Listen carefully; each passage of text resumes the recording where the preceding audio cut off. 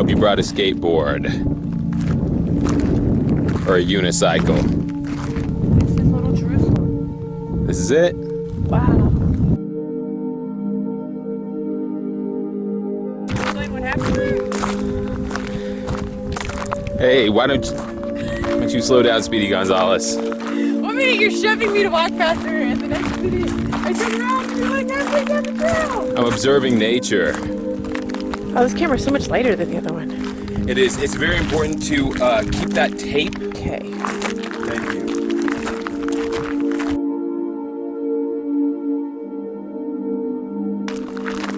I'm seeing some little caves over there. Ha ha ha ha. I wouldn't be surprised if there are some foxes or coyotes to live out here. Yeah. What do you think? Perfect little spot for some coyotes. Yes.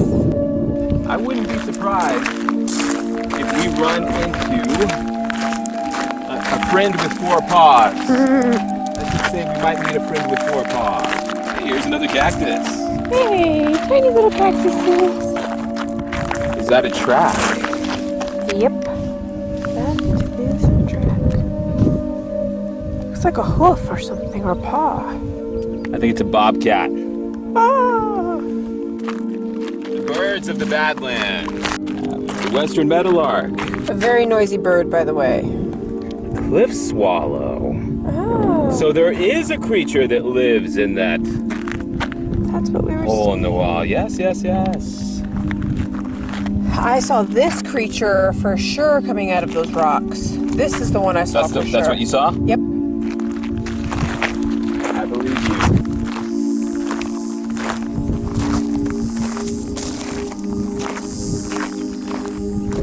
Do you hear that sound?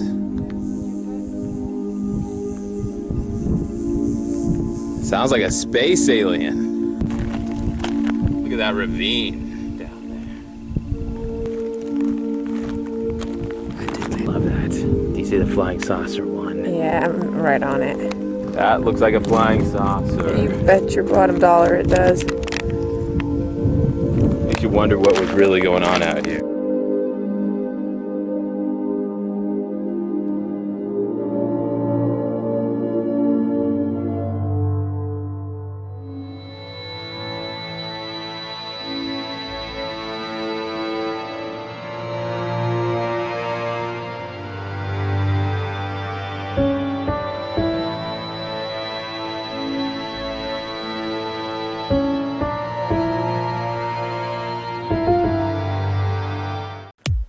Hello and welcome to Little Jerusalem State Park, a range of badlands in western Kansas with 100-foot tall spires and cliffs and natural pyramids made of soft limestone. The 300-acre expanse was first named in the mid-1800s by a traveling explorer who said it reminded him of his trip to the land of the Bible.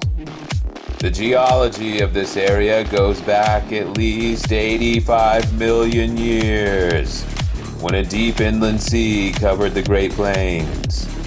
Giant clamshells from the age of dinosaurs and the bones of fear-inspiring sea monsters have been found here. And you can see these fossils just east of the Badlands at a little house called the Keystone Gallery. It's a funny stone cabin-looking building right by the highway. You can't miss it. For untold centuries, American Indians used the cliffs of Little Jerusalem as buffalo jumps, where they would intentionally stampede bison herds towards the cliffs, with Indian braves waiting below with bows and arrows.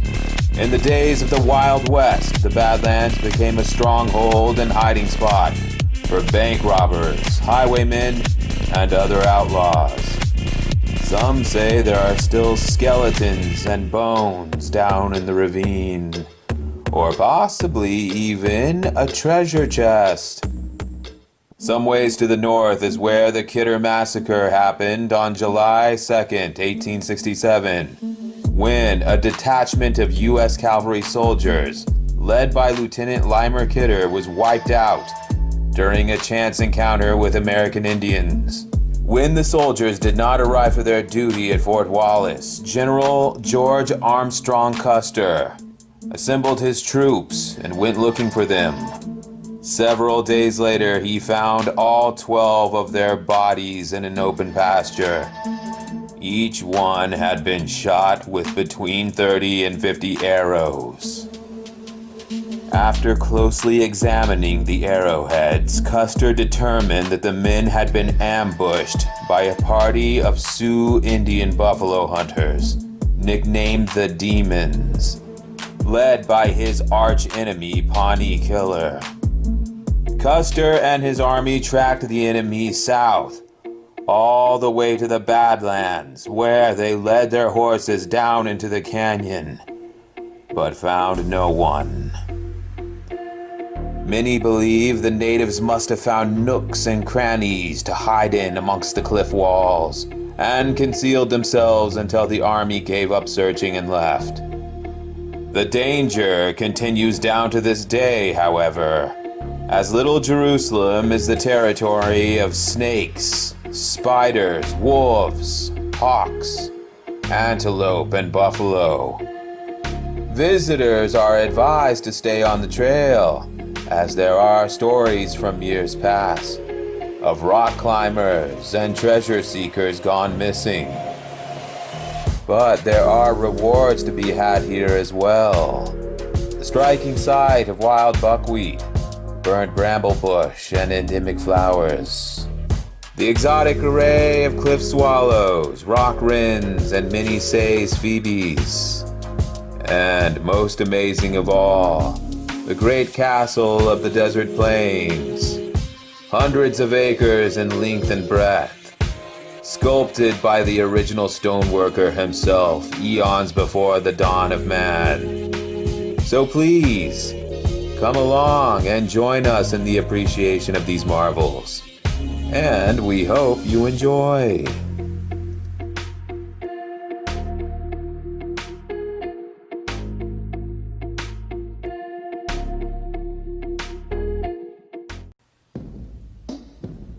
Leodegrand, the king of Camelot, had one fair daughter and none other child, and she was the fairest of all those on earth, Guinevere, and in her his one delight.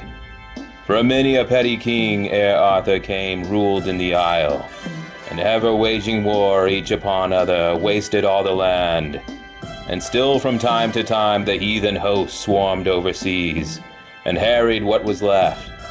And so there grew great tracts of wilderness, wherein the beast was ever more and more, but man was less and less, till Arthur came. For first Aurelius lived and fought and died, and after him King Uther fought and died, but either failed to make the kingdom one. And after these King Arthur for a space, and through the power of his Table Round drew all their petty princedoms under him, and their king and head, and made a realm and reigned. And thus the land of Camelot was waste, thick with wet woods, and many a beast therein, and none or few to scare or chase the beasts. So that wild dog and wolf and boar and bear came night and day, and rooted in the fields, and wallowed in the gardens of the king, till straiten they grew up wolf-like men, worse than the wolves. And King Leodegrand groaned for the Roman legions here again, and Caesar's eagle, then his brother king. For he heard of Arthur newly crowned, though not with an uproar made by those who cried, "He is not Uther's son." The king sent to him, saying, "Arise and help us thou, for here between man and beast we die." And Arthur yet had done no deeds of arms, but heard the call and came, and Guinevere stood by the castle walls to watch him pass. But since he neither wore on helm nor shield a golden symbol of his kinglyhood, but rode a simple knight among his knights, and many of these richer in arms than he, she saw him not, or marked not if she saw one among many, though his face was bare. But Arthur, looking downward as he passed, felt the light of her eyes into his life, yet rode on and pitched his tents beside the forest. Then he drave the heathen after, slew the beast and felled the forest, letting in the sun and made broad pathways for the hunter and the knight, and so returned. But while he lingered there, a doubt that ever smoldered in the hearts of those great lords and barons of his realm flashed forth and into war, for most of these, colleaguing with score of petty kings, made head against him, crying, "Who is he that he should rule us? Who hath proven him King Uther's son? For lo, we look at him and find nor face nor bearing, limbs nor voice are like those of Uther whom we knew." And Arthur, passing thence to battle, felt travail and the throes of agonies of the life, desiring to be joined with Guinevere, and thinking as he rode, "Her father said that there between the man and the beast they die. Shall I not lift her up from this land of beasts up to my throne, and side by side with me? What happiness to reign a lonely king, vexed, O ye stars that shudder over me, vexed with waste dreams, for saving I be joined to her that is the fairest under heaven. I seem as nothing in the mighty world, and cannot will my will, nor work my work wholly, nor make myself in mine own realm victor and lord. But were I joined with her, then might we live together as one life, and reigning with one in everything, have power on this dark land to lighten it, and power on this dead world to make it live." Thereafter, as he speaks who tells the tale, when Arthur reached a field of battle bright, with pitched pavilions of his foe, the world was all so clear about him that he saw the smallest rock far on the faintest hill, and even in the high day the morning star. So when the king had set his banner broad, at once from either side with trumpet blast and shouts, and clarion shrilling unto blood, the long last battle let their horses run, and now the barons and kings prevailed.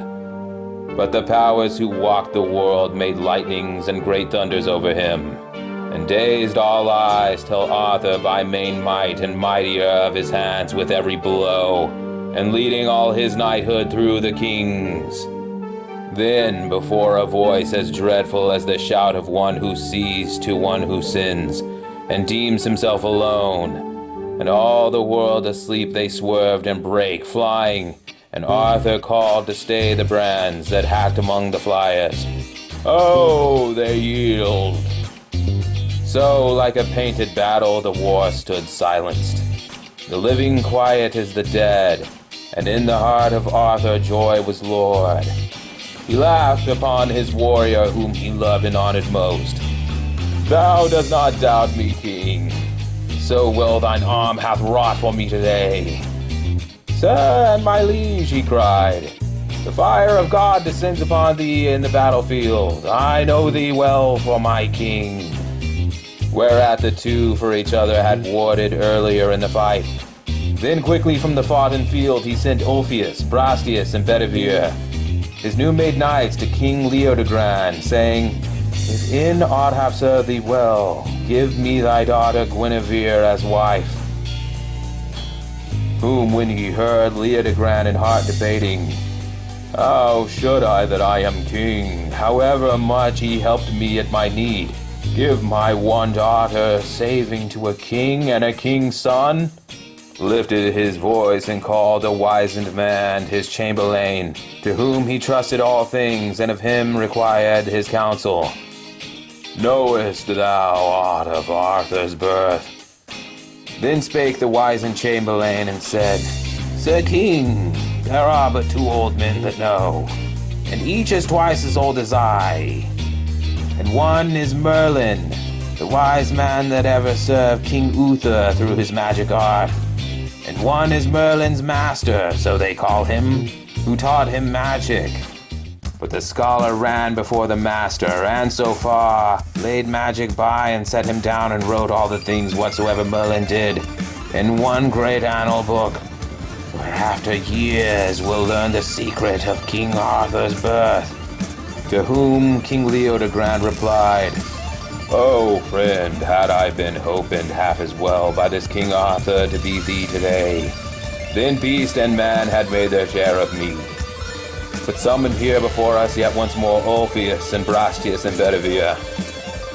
Then when they came before him, the king said, I have seen the cuckoo chased by lesser fowl, and reason in the chase. But wherefore now do these your lords stir upon the heat of war? Some calling Arthur born of Gorlys. Tell me ye yourselves, hold ye Arthur for King Uther's son? And Orpheus and Brastius answered, Aye! Then Bedivere, the first of all his knights, knighted by Arthur at his crowning, spake. For bold in heart and act and word was he, whenever slandered breathe against the king. Sir, there may be many rumors on this head, but there be those who hate him in their hearts, call him baseborn, and since his ways are sweet, and theirs are bestial, hold him as less than man. And there be those who deem him more than man, and dream he dropped from heaven. And all this matter so you care to learn. Sir, for ye know that in King Uther's time the prince and warrior Gorlys, he that held Tintagil Castle by the Cornish sea, was wedded with winsome wife Igerne, and daughters she had borne him, one whereof Lot's wife, Queen of Orkney, Bellicent, hath ever like a loyal sister cleaved to Arthur, but a son she had not born, by reason of the bitterness and grief that she secretly his mother. All before his time was Arthur born, and all as soon as born delivered at a secret postern gate to Merlin, to be holden far apart until his hour should come, because the lords of that fierce day were of the lords of this, wild beasts, and surely would have torn the child piecemeal among them had they known, for each but sought to rule for his own self and hand. Yet Merlin, through his craft, and while the people clamored for a king, had Arthur crowned. But after, the great lords banded, and so brake out in open war. Then, while the king debated with himself, there came to Camelot with Gawain and young Mordred, her two sons, Lot's wife, the Queen of Orkney, Bellicent, whom as he could the king made feast for, saying as they sat at meat, A doubtful throne is as ice on summer seas. Ye come from Arthur's court, Victor his men report him. Yea, but ye, think ye this king, so many that hate him, and so strong, so few his knights, however brave they may be, hath body now to hold his foemen down? O king, she cried, and I will tell thee few, but all brave, all of one mind with him. For I was near him when the savage elves of Uther's peerage died, and Arthur sat crowned on the dais, and his warriors cried, Be thou the king, and we will work thy will. We love thee. Then the king in low deep tones and simple words of great authority bound them by so straight vows to his own self, that when they rose, knighted from kneeling, some were pale as at the passing of a ghost, some flushed and others dazed, as one who wakes half blinded at the coming of a light. But when he spake and cheered his table round with large, divine, and comfortable words, beyond my tongue to tell thee, I beheld from eye to eye through all their order flash a momentary likeness of the king, and ere it lifted up their faces through the cross, and those around it, and the crucified down from the casement over Arthur, smote flame-colored, vert, and azure in three rays, one falling upon each of the three fair queens, who stood in silence near his throne. The friends of Arthur gazing on him, tall with bright sweet faces, who will help him at his need. And there I saw Mage Merlin, whose vast wit and 100 winters are but as the hands of loyal vassals toiling for their liege. And near him stood the Lady of the Lake, who knows a subtler magic than his own, clothed in white samite, mystic and wonderful. She gave the king a huge cross-hilted sword, whereby to drive the heathen out. A mist of incense curled about her, and her face well nigh was hidden in the minster gloom. But there was heard among the holy hymns a voice of the deep waters, for she dwells down in the deep. Calm whatsoever storms may shake the world, and when the surface rolls, hath power to walk the waters like our Lord. There likewise I beheld Excalibur, before him at his crowning borne, the sword that rose from the bosom of the lake. And Arthur rode across and took it, rich with jewels, elfin Urim on the hilt. Bewildering heart and eye, the blade so bright that men are blinded by it.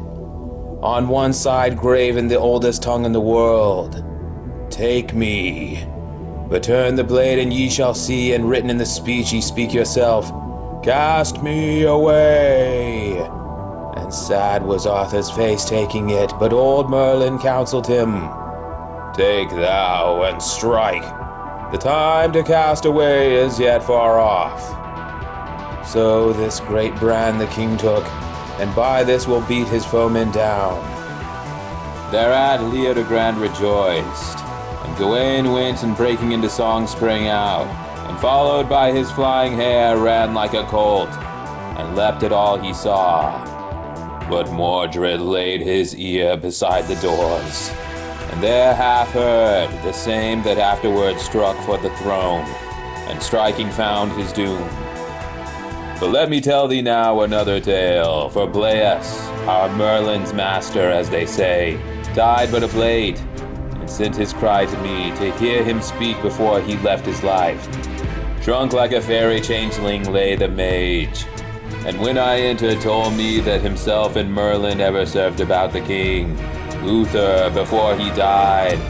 And on the night when Uther and Tintagel passed away, moaning and wailing for an heir, the two left the still king, and passing forth to breathe, then from the castle gateway by the chasm, descending through the dismal night, a night in which the bounds of heaven and earth were lost, beheld so high upon the dreary deeps, it seemed in heaven a ship the shape thereof, a dragon winged, and all from stem to stern, bright and shining with people on the decks, and gone as soon as seen.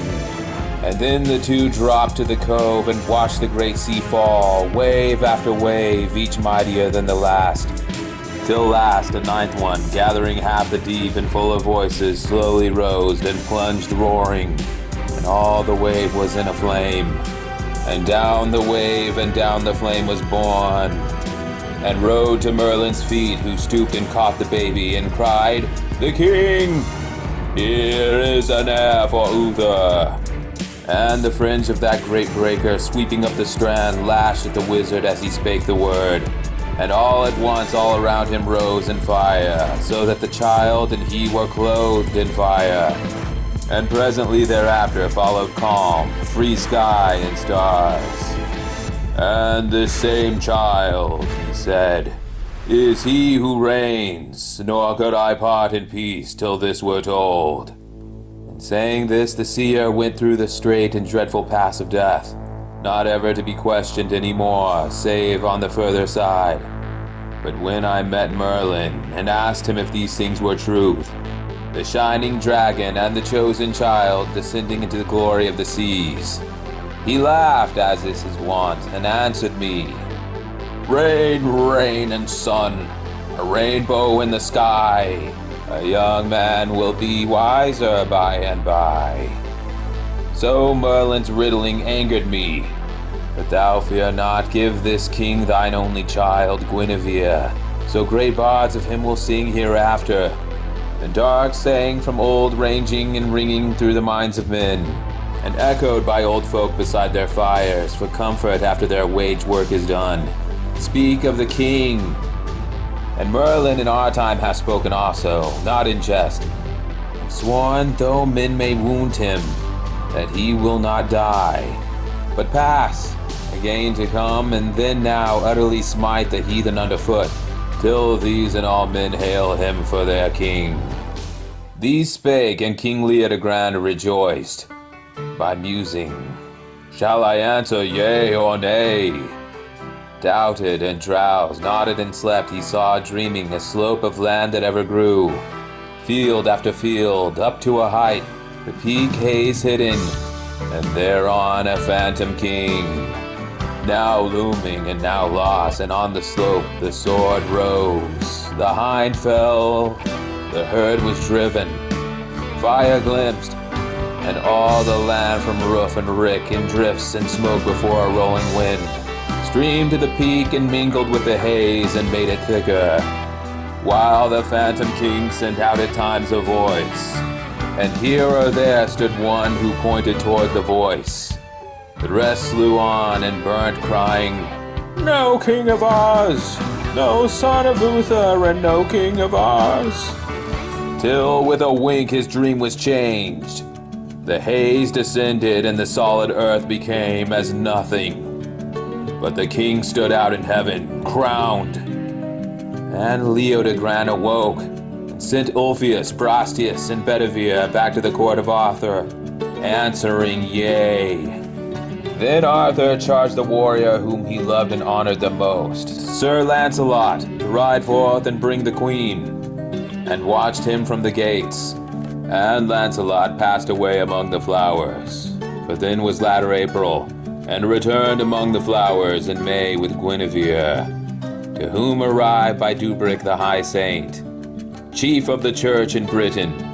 And before the stateliest of her altar shrines the king that morning was married, while in stainless white the fair beginners of a nobler time, and glorying in their vows and hymn, his knights stood around him and rejoicing in his joy. Far shone the fields of May through open door. The sacred altar blossomed white with May. The son of May descended on their king.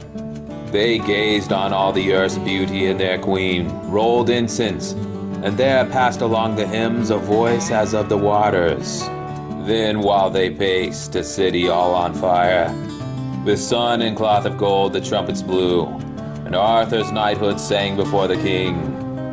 Blow trumpet, for the world is white with May. Blow trumpet, the long night hath rolled away. Blow through the living world, let the king reign. Shall Rome or heathen rule in Arthur's realm? Flash brand and lance, fall battle axe upon helm. Fall battle axe and flash brand, let the king reign. So sang the knighthood, moving to their hall. There at the banquet those great lords with Rome, the slowly fading mistresses of the world, strode in and claimed their tribute as of yore. But Arthur spake, Behold, for these have sworn to wage my wars and worship me as their king. The old order changeth, yielding place to the new. And Arthur and his knighthood for a space were all one will. And through that strength the king drew in the petty princedoms under him, fought and in 12 great battles overcame the heathen hordes, and made a realm and reigned.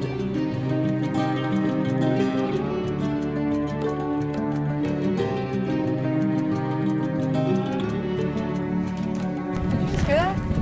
It sounded like a coyote howling. Oh, it's the cattle. Way over there, mooing. Oh, yeah, it may be. It sounded like coyote. Oh my! And we have returned safely from the journey. Back to the old ranch. Till next time, kids. Thanks for tuning in.